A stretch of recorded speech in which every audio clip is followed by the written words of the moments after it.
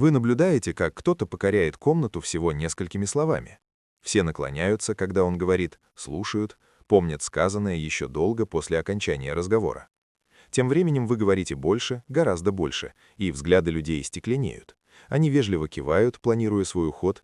Вы говорите больше, но они слышат меньше. И вы не можете понять, почему ваши слова не доходят до адресата, в то время как их слова, с которыми они справляются вдвое легче, доходят.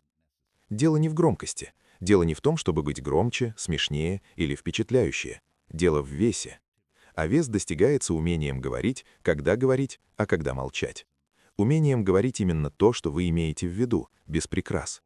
Умением быть настолько сосредоточенным, что ваши слова несут в себе силу вашего внимания. Большинство людей думают, что привлекательность — это добавление, быть умнее, смешнее, харизматичнее, заполнять каждую паузу чем-то интересным. Но стоики знали другое. Привлекательность — это не то, что вы добавляете, это то, что вы убираете. Перестаньте играть, перестаньте искать одобрения в каждом предложении. Перестаньте чувствовать тишину, потому что она вам некомфортна.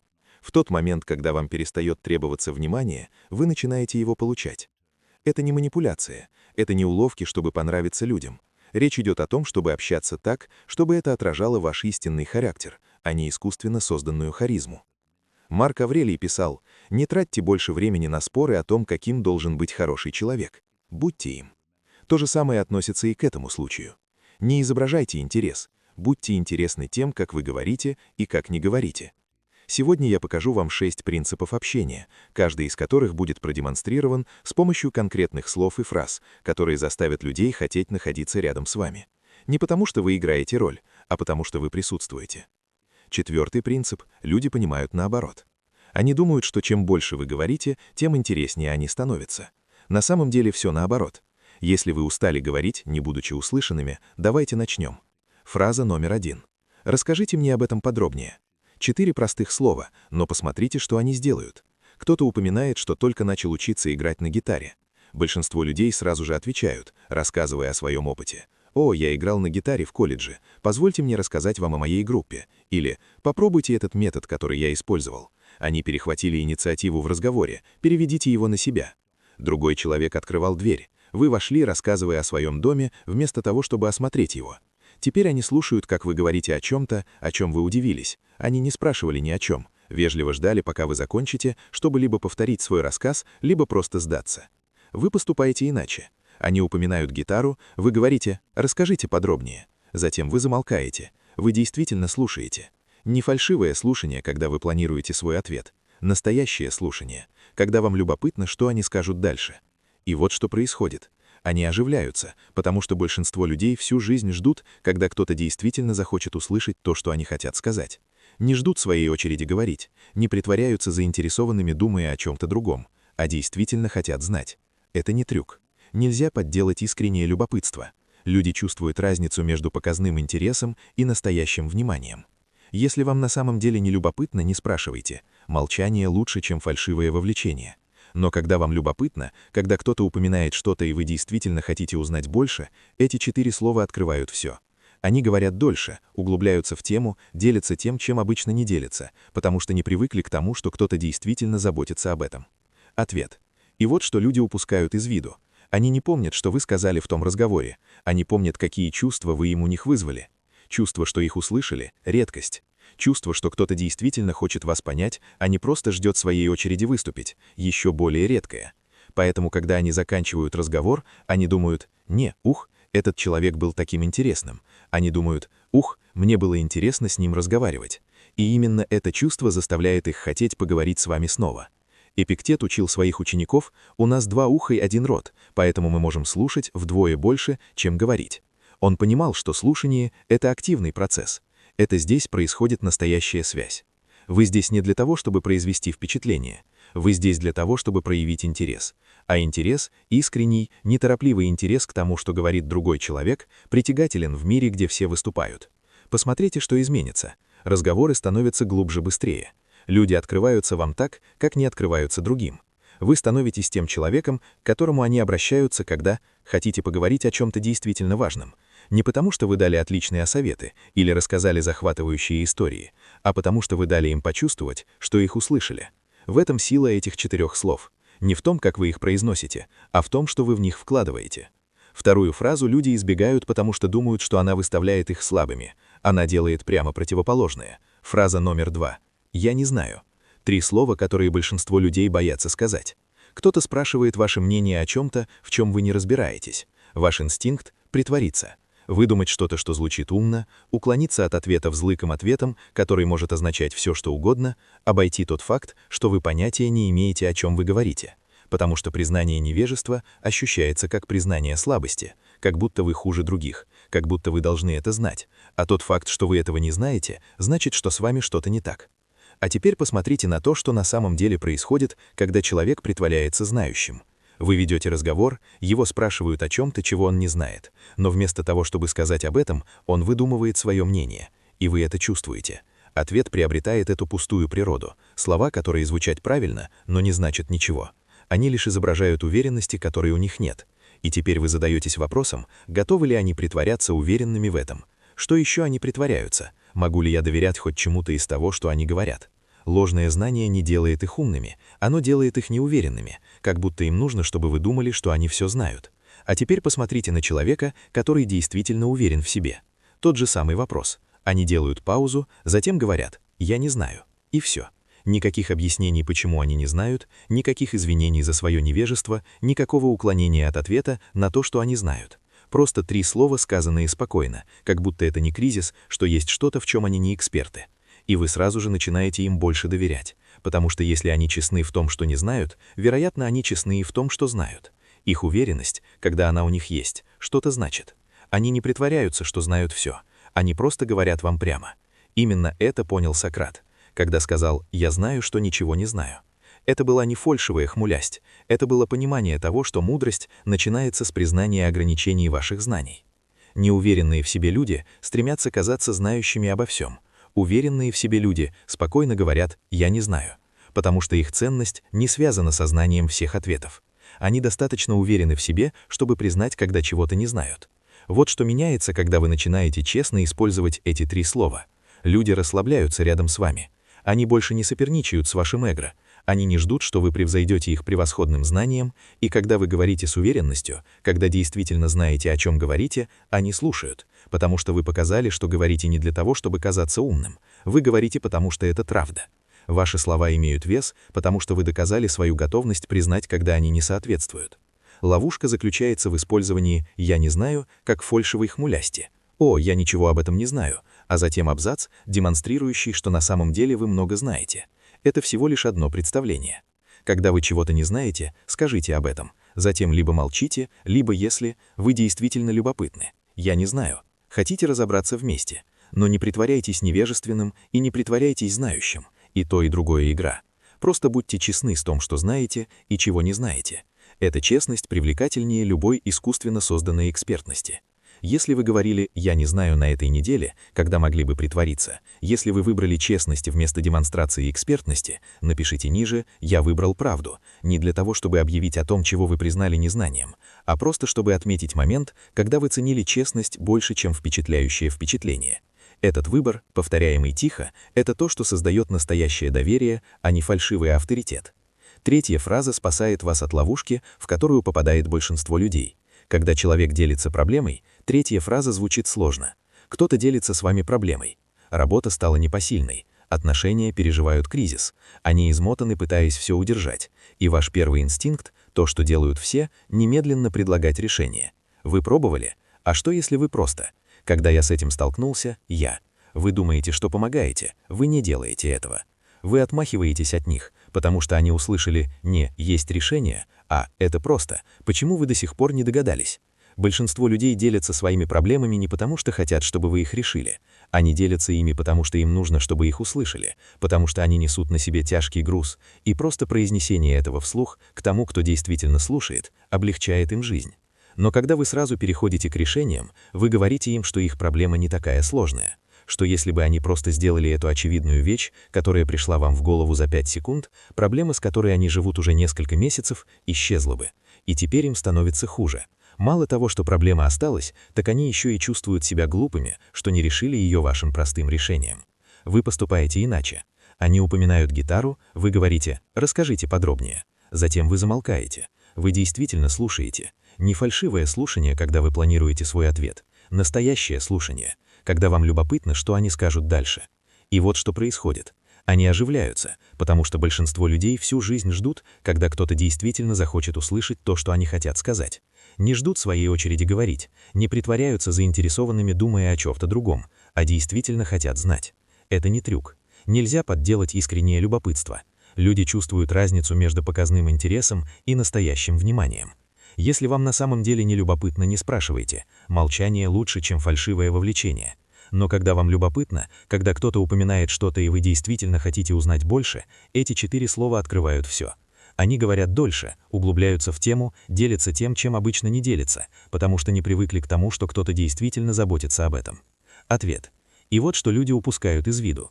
Они не помнят, что вы сказали. E é no silêncio que as pessoas se aprofundam. Elas dizem coisas no silêncio que jamais diriam em meio a uma conversa constante.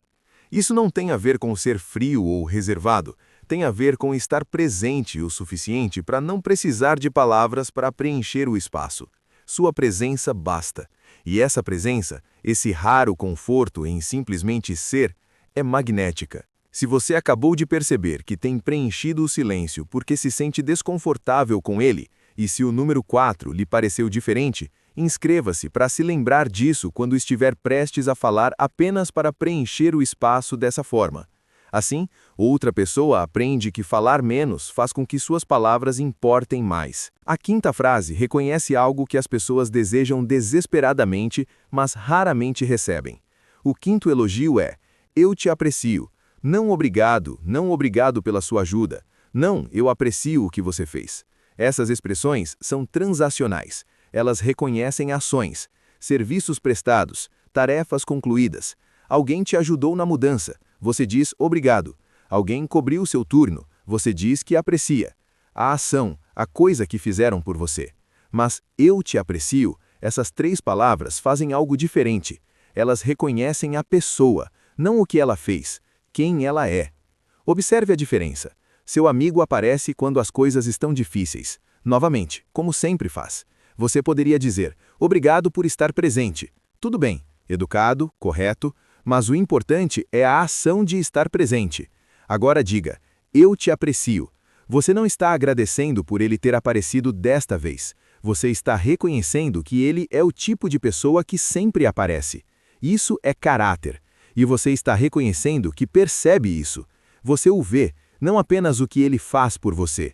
Quem eles são quando ninguém lhes pede nada em troca. As pessoas anseiam desesperadamente por esse reconhecimento. O mundo as trata como funções.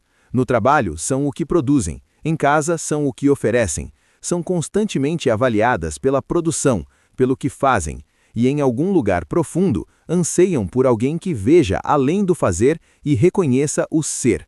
Alguém que diga, eu vejo quem você é, não apenas o que você fez, e quem você é importa para mim. Essa frase não funciona se for usada indiscriminadamente.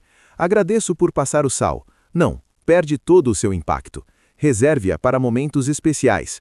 Quando alguém demonstra consistência, quando você percebe o caráter dessa pessoa, não apenas suas ações. Seu colega fica até mais tarde para ajudá-lo a cumprir um prazo. Não diga apenas obrigado por ficar. Diga, eu te aprecio. Você sempre aparece quando é importante. Agora você não está reconhecendo a noite em claro. Você está reconhecendo a confiabilidade, o padrão, a pessoa. Marco Aurélio começava cada dia pensando nas pessoas ao seu redor, não no que elas faziam por ele, ou quem elas eram. Ele escreveu, ao acordar pela manhã, pense em como é um privilégio precioso estar vivo, respirar, pensar, desfrutar, amar. Ele sabia que reconhecer a existência de alguém, seu caráter, seu valor como ser humano além de sua utilidade, é raro, e coisas raras são valiosas. Quando você é a pessoa que enxerga as pessoas, não apenas suas ações, você também se torna raro, e as pessoas querem estar perto de pessoas raras. Eis o que muda quando você começa a dizer isso, realmente acreditando nisso. As pessoas se tornam leais, não porque você é útil a elas, mas porque você as faz se sentirem vistas. Em um mundo que reduz todos ao que produzem ou fornecem, você é a pessoa que as vê como seres humanos completos, imperfeitos, consistentes, dignos de reconhecimento simplesmente por quem são. Isso é magnético, não de uma forma manipuladora, mas de uma forma humana. Todos nós queremos ser vistos, a maioria de nós nunca é. Quando alguém realmente nos vê, não o que fazemos, mas quem somos, não nos esquecemos dessa pessoa. Use essa expressão com moderação, seja sincero, e observe o que acontece quando as pessoas percebem que você não está apenas agradecendo pelo trabalho delas, você está reconhecendo o caráter delas. Esse reconhecimento cria laços que transações jamais conseguiriam. A frase final é aquela em que a maioria das pessoas é péssima, mas sem ela, nada do que você diz importa, porque suas palavras não serão respeitadas. Frase número 6. Não. Uma palavra, a mais difícil de dizer. Alguém pede seu tempo, sua energia, sua presença em algo que você não quer participar, e seu instinto é dizer sim, ou talvez, ou inventar uma desculpa que soe legítima o suficiente para que a pessoa não possa argumentar nada além da simples verdade. Não. Porque dizer não soa rude, soa como rejeição, soa como se você estivesse sendo difícil, irracional, ou não um jogador de equipe. Então você diz sim para coisas que não quer fazer, com pessoas que não quer ver, em horários que não são convenientes para você.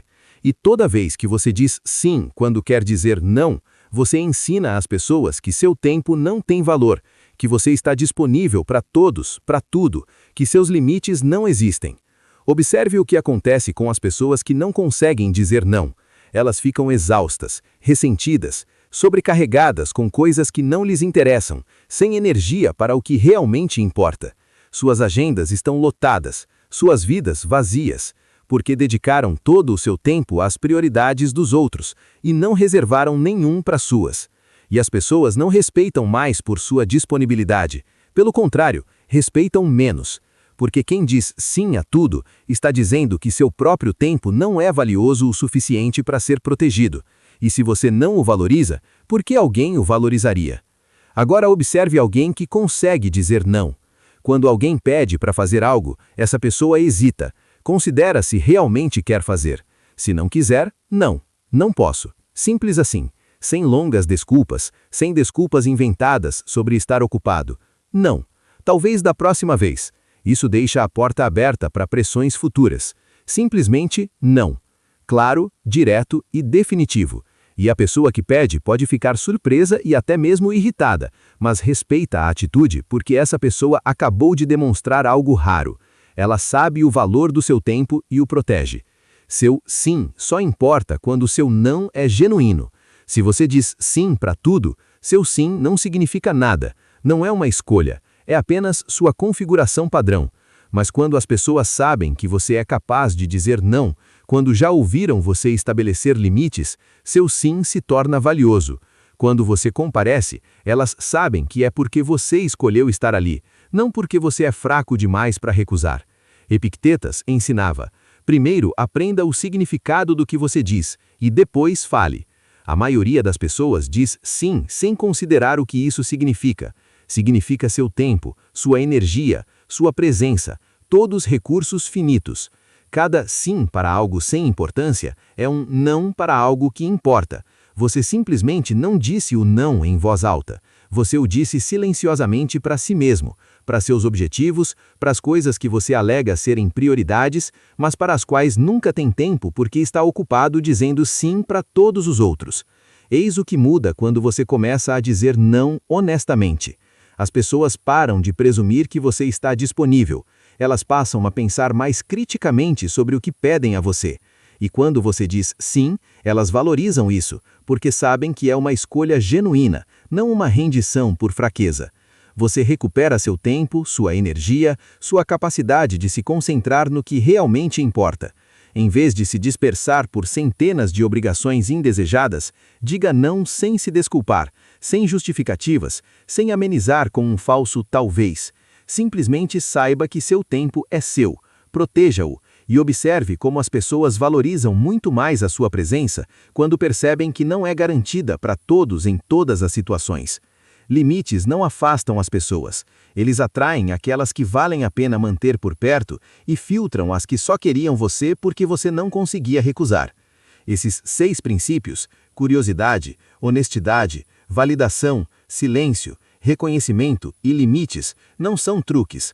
O caráter delas se torna visível através de sua comunicação, e caráter é o que realmente atrai as pessoas, não suas palavras, quem você é quando as diz. Observe o que elas têm em comum.